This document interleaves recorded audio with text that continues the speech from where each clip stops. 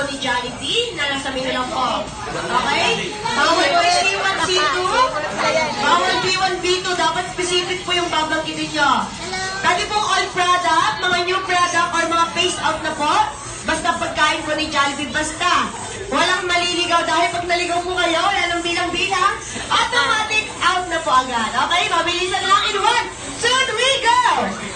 Corn beef? Corn beef, yeah. Hanggang ngayon, dahil sir. Slurpee?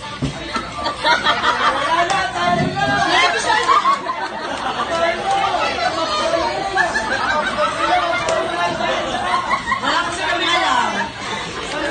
Baka saan ba yun? Saan yung sinabi mo, sir? Sir? Saan ba yung Slurpee, sir? Hindi, okay lang yun. Ano naman yun siya? Sister company naman ni Jollibee ang 7-Eleven. Pero anong sagot? Spaghetti. Sige, sabi ko spaghetti. Dapat na yung spaghetti mo. Chicken Joy! Chicken Joy! Nice! Hindi, kinabahan si sir eh. Burger steak. Burger steak! Gravy. Kinabahan lang si sir.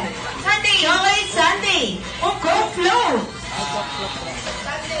5! 4! Sabi ng chicken joy. 3! Yung guys, sila. Yes! Kanin! Next!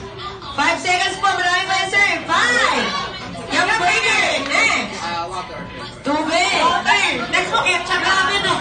Ano mo nga sabihin ni sir, no? Gravy, ketchup. Sabi ko ketchup. Gravy! Palabok! 5! 4! Yes, hi! Yes, breakfast Shanghai. Baka pagkain niya lang sa'yo, pag naliwanag, kinalo po. 5 seconds po! 5! 4! 3! 2! And... Wow! Nakalimutan mo yung tuna bread ng 7-Eleven. Na yung pinaglabanggit ko. Dito ka na, sir. Ay, sa gitna na lang po tayo dahil natalo kasi. Ayan, tawalan at taga saan, sir? Sir, kailangan mo sumayaw dito, sir, ha? Opo.